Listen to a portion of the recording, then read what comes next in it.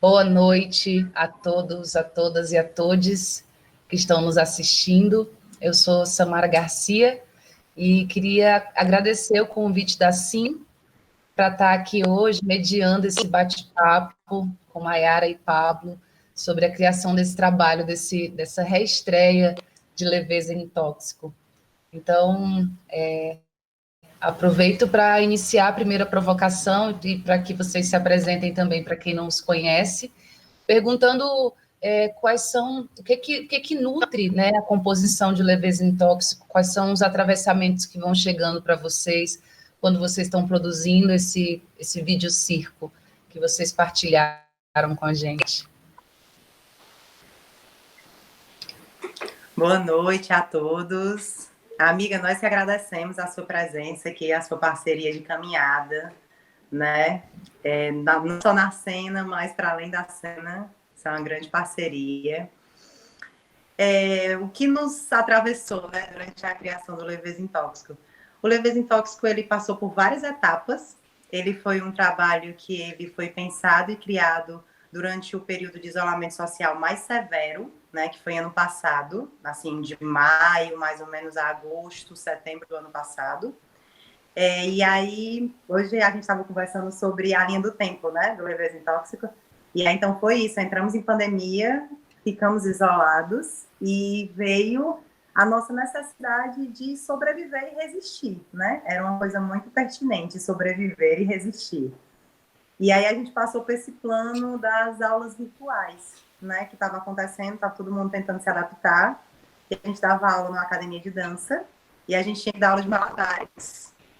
E aí as crianças não tinham malabares. E a gente ficou, e aí? Como é que a gente vai resolver essa questão? Ninguém pode sair de casa, tá tudo fechado. E a gente tem que dar uma oficina de malabares. E a academia estava super envolvida com isso, porque estava todo mundo assustado com a paralisação das atividades, tanto financeiramente falando, como emocionalmente falando. E a gente viu uma oportunidade também de estar contribuindo com o dia a dia das pessoas, né? E aí a gente pensou, o que é que temos muito em casa? O que é que temos em demasia, que todo mundo vai ter em casa? Que dá para malabarear? Sacolas plásticas. A gente meio que começou por aí. Você quer falar, Poucas? Bom, só apresentando aqui nós, né? Essa aqui é a Maiara Maria e eu sou o Pablo Bailoni. É isso, tipo, a gente, para além dessa aula da Academia Bailarte que a gente deu, bem no começo da quarentena, a gente aproveitou, se animou para poder, na verdade, montar uma aula para enviar para o dentro de casa, né? Que foi o primeiro edital emergencial que apareceu aqui na cidade, Fortaleza. E aí, a partir dessa aula, que a gente começou a entrar fundo na pesquisa com os sacos plásticos. E aí, a princípio, a gente começou a trabalhar a manipulação dele, né? A partir de malabares mesmo. E aí, como a gente está envolvido com a pesquisa também do corpo, com a pesquisa de movimento e tal, então isso foi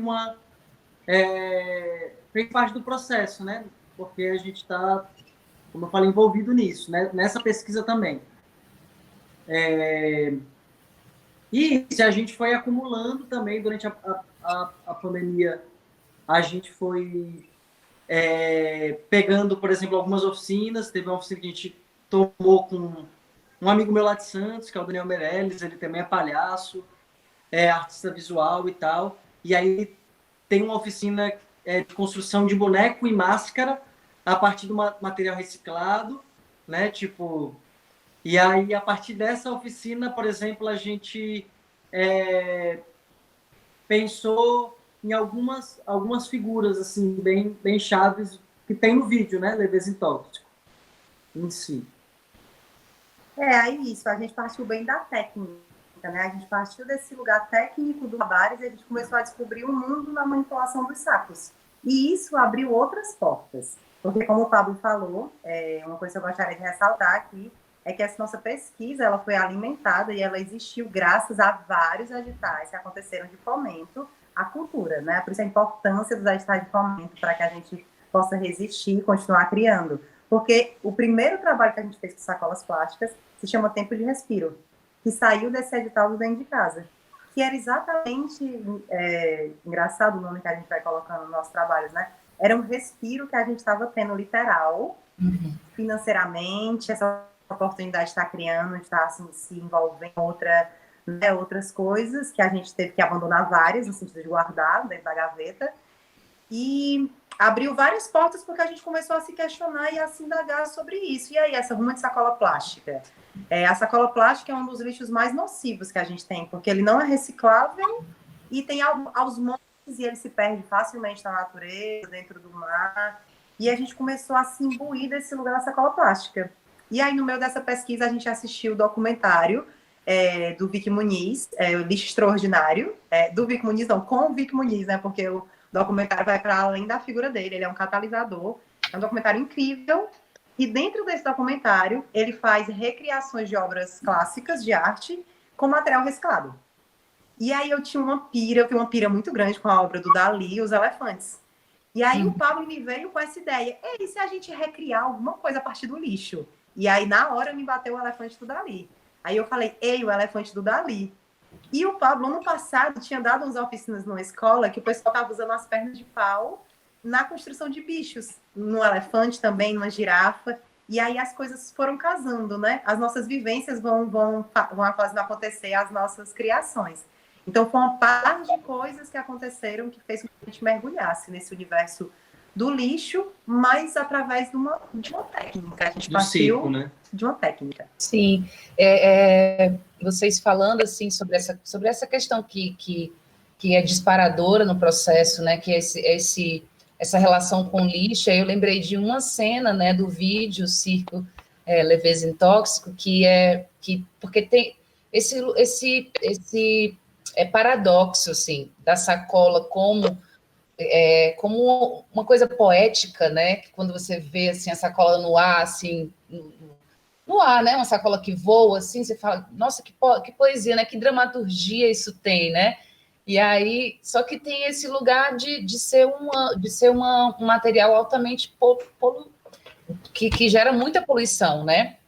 E que demora muito a se decompor na natureza, né? E aí tem uma cena que vai chegando uma sacola, aí tu né, tá na poesia ainda.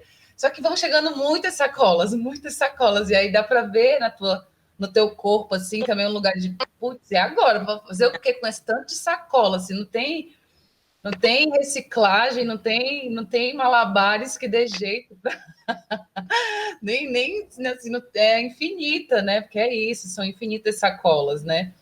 E outra imagem realmente muito forte é a imagem do elefante, né? Na praia, naquele ambiente ali, né? Na duna, meio árido, né? Uma coisa assim, bem forte essa imagem. E aí, aproveitando esse lugar da imagem, assim, quais são as outras imagens que vocês que meio que perseguiram vocês, assim, como é que elas vão chegando?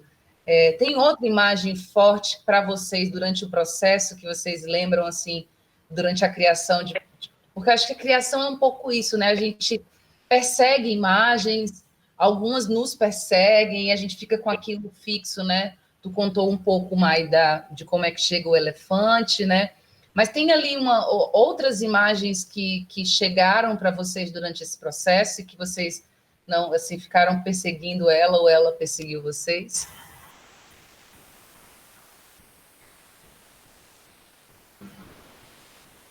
Amiga, para mim, não sei se o Paulo vai ter uma opinião parecida com a minha, mas para mim é louco, porque o elefante realmente é um símbolo de muita identidade no trabalho, mas o começo, que a gente vem com as sacolas plásticas na cabeça e a gente come, essa cena para mim, ela é assim ela é tão rica dentro do meu imaginário sobre a dramaturgia do trabalho, que eu resumiria bastante parte do trabalho a essa cena. Porque para mim, né, o que é que ela trazia? Porque ela foi acontecendo, e se a gente colocar a sacola na cabeça? E se a gente desenhar agora uma espécie de emotion?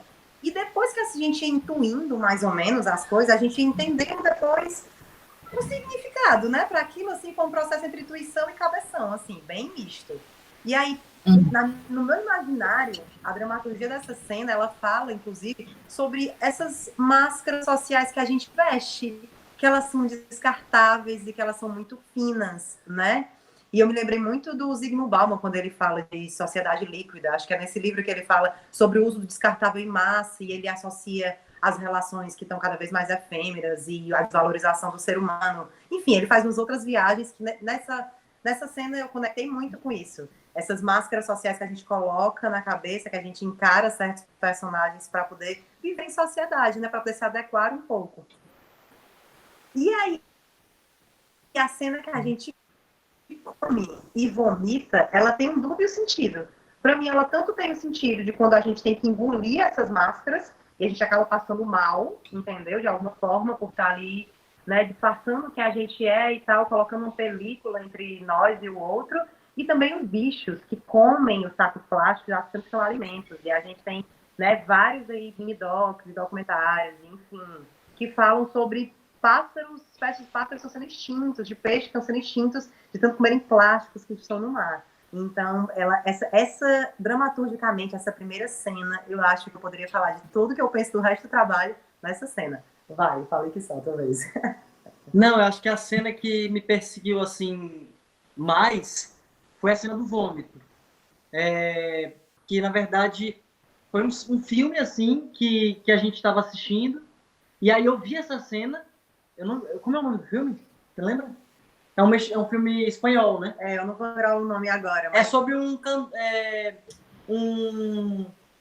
menino, na verdade, que na infância o pai dele, ele cantava muito bem, só que, tipo, o pai dele meio que vendeu a voz dele para uma outra pessoa, entendeu? Então, tipo, ele nunca pôde ser o talento. Eu saco esse filme. E aí tem toda a questão, ele é gordo, enfim, tem toda uma... Né, saca? E aí tem a hora do vômito, né? Que eles vão e vomita glitter, né? Vomitou uma coisa meio glitosa, assim. E aí essa cena ficou na minha cabeça. E, tipo, como eu fiquei com muita vontade de reproduzir ela, só que a partir dos sacos, com os sacos, né? E é muito engraçado como as coisas vão também nem sempre ganhando sentido no momento que a gente cria, mas depois, né? Porque eu acho que a cena do vômito, ela veio antes da cena dos sacos e do comer os sacos. Ela veio antes. Foi uma ideia que veio antes. Os sacos veio depois e que a gente conseguiu fazer esse link, né? Muito louco. Mas a cena que mais ficou para mim, tirando o elefante, porque eu acho que o elefante ele tá junto também, foi a cena do vômito. Sim, é muito engraçado isso que vocês trazem. Engraçado assim que eu falo, né? Tipo, potente. Essa coisa da lógica do próprio processo, né? O processo vai ganhando uma lógica no decorrer, né? De como ele vai acontecendo, né?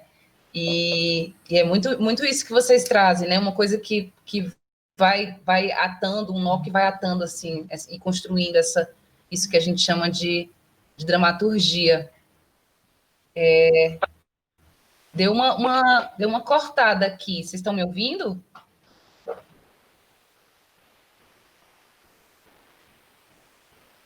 Então, sim.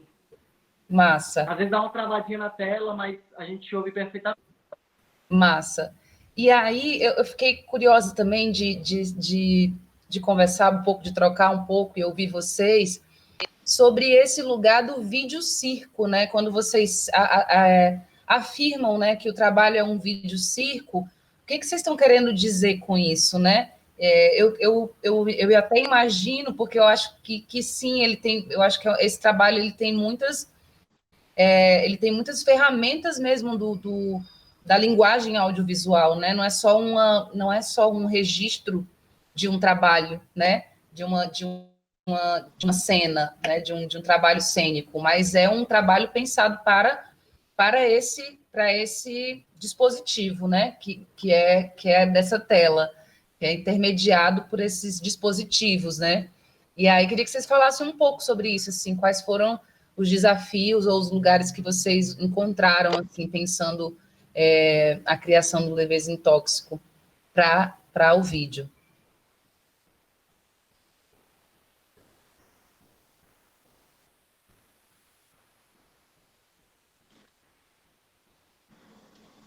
Como você disse, Foi bem isso. A gente foi um trabalho pensado para o vídeo. Como a gente estava totalmente isolado e todos os trabalhos estavam sendo virtuais, foi um trabalho que foi pensado para o vídeo. E para além desse lugar, tem o que a gente trabalha com sacolas plásticas, que elas são muito vulneráveis às interferências externas, ao vento, a tudo isso. Então é um trabalho que a gente viu que ele é um pouco inviável, diríamos assim, de se levar para um teatro. Eu até brincava com o Paulo, se a gente fosse levar, a gente tinha que levar para uma sala fechada, desligar os ar-condicionado e matar todo mundo de calor. Porque não ia dar certo se tivesse vento. Então, eu fui pensar no audiovisual. E quando a gente entendeu isso, a gente falou, não, essa cena a gente quer filmar o pé. Essa cena a gente quer filmar essa parte. Então, ele é um trabalho que é pensado para o audiovisual e foi perpassado todo e construído todo em cima de técnica circense. Então, a gente falou, não, a gente pode afirmar que é um videocirco. Foi bem esse lugar. E foi o Pablo que fez a primeira versão dele, né? O Pablo que entrou nesse mundo mais da edição e tudo isso. E ele foi bem caseiro, era uma coisa feita do celular. Então, ele descobrindo as coisas nos aplicativos, foi uma loucura. Mas eu vou parafrasear aqui uma deusa que eu admiro, Samara Garcia. Ela fala muito isso, dos universos fronteiriços, né, entre as linguagens. Eu peguei isso para minha vida. Eu costumo dizer que agora o que mais me interessa são os universos fronteiriços entre as linguagens. E aí o Levezinho Tóxico, ele está muito nesse lugar com o audiovisual, principalmente, né? Eu acho também a gente, olhando para outras linguagens, né? Por exemplo, a gente já viu videodança. E a gente ficou, poxa, a gente quer fazer um vídeo, mas a gente não faz dança. Assim, a gente faz dança também, mas a gente quer afirmar circo, tá ligado? E aí, a partir dessa reflexão, tipo, a gente viu um nome, videodança, a gente tava no desejo, na necessidade de criar um trabalho, e aí a gente decidiu que o trabalho ia ser de circo, circo não, para audiovisual, né, para tela. E aí a gente, tipo, não, então bora, se tem videodança, bora colocar vídeo circo, né? Porque, tipo, a gente tá fazendo circo, é a proposta também do nosso trabalho, que a gente vem desenvolvendo e tal.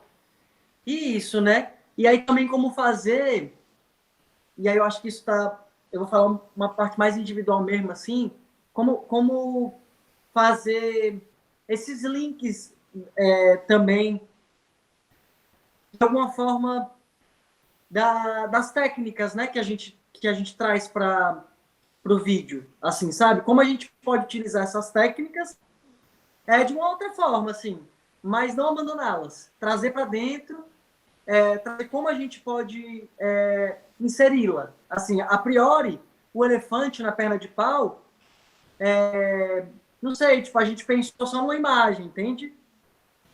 Mas aí a gente já viu que em movimento dá a parada, dá a coisa, né? Tipo, dá o, sei lá, o efeito da perna de pau, dá a funcionalidade da perna de pau, acho que para o contexto do trabalho, né? Sei lá, é isso, assim.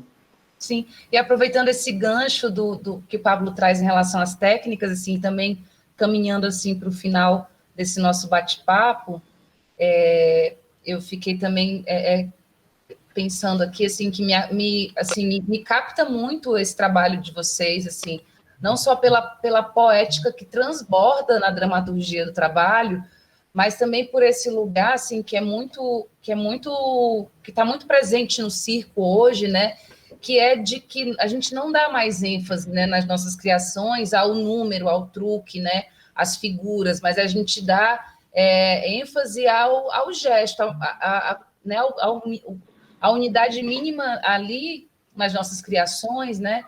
Eu falo as nossas porque eu acho que a gente está meio que no mesmo ambiente, né, de criação e partilha desse ambiente, né?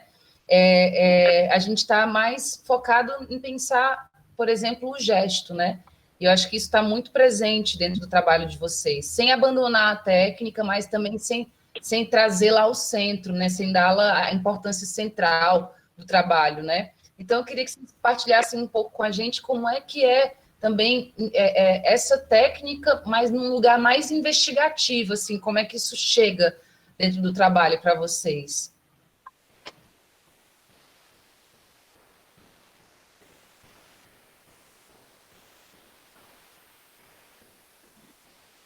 Amiga, como eu falei, né, que o trabalho foi feito na época do isolamento social mais severo, a gente ficou horas e horas se distraindo com esses sacos dentro do quarto. Então, realmente, a gente descobriu outros lugares. Porque a sacola plástica ela tem uma coisa incrível, ela tem outro tempo. E pra gente que é malabarista, que tem esse lugar técnico, porque o malabares ele é uma mistura de matemática com física, então é muito doido, é difícil desconstruir a técnica do malabares, é muito difícil desconstruir a técnica do malabares. Então a gente encontrou literalmente um tempo de respiro dentro da técnica do malabares com as sacolas plásticas.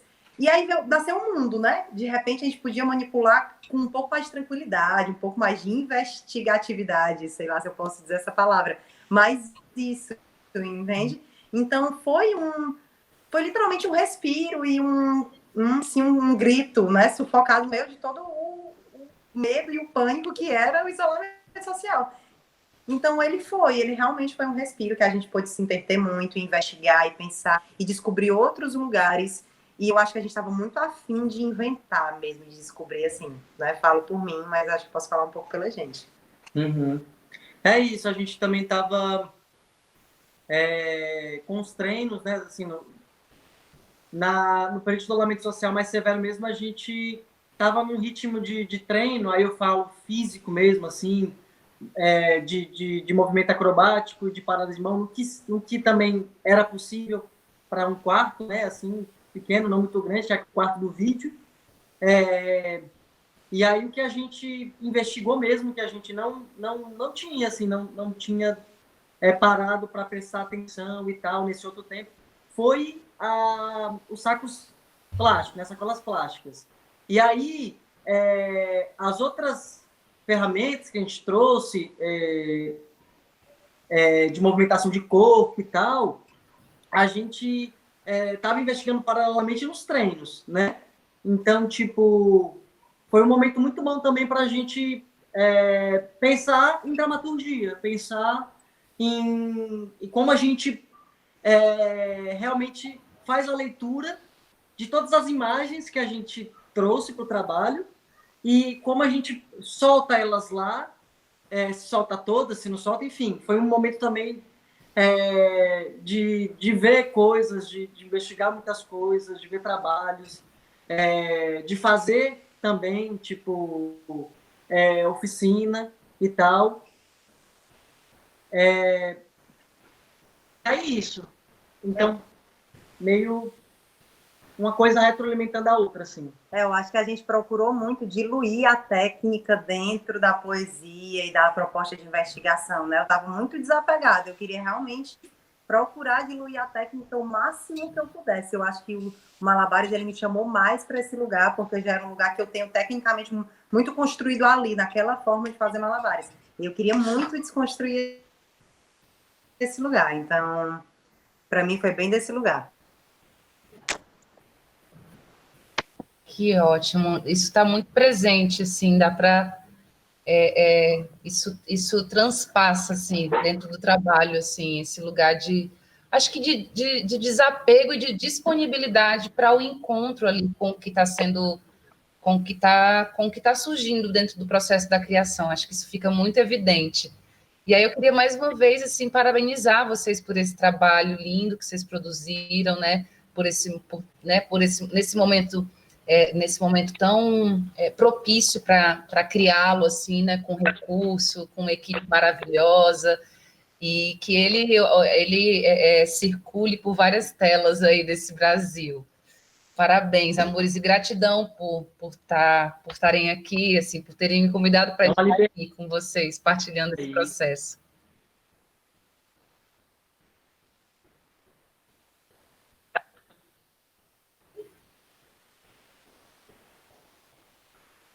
Imagina, amiga, a gente agradece super a sua presença. E aí a gente também queria ressaltar toda a equipe maravilhosa que a gente trabalhou na reestreia desse Leveza Tóxico, né, que a gente pôde ser contemplado aí pelo edital da Audi Blanc, da Secutifor. Então, muito importante esse edital de fomento. A gente contou com toda uma equipe de cenotécnica e gravar e edição e tudo isso. A gente está muito feliz. Vejam lá no vídeo a ficha técnica de todo mundo. Procure os trabalhos da galera, porque é isso. Foi toda uma rede que fez com que a gente pudesse fazer essa remasterização do Leveza em Tóxico num lugar muito legal e muito forte, potente com todo mundo. Foi muito bonito.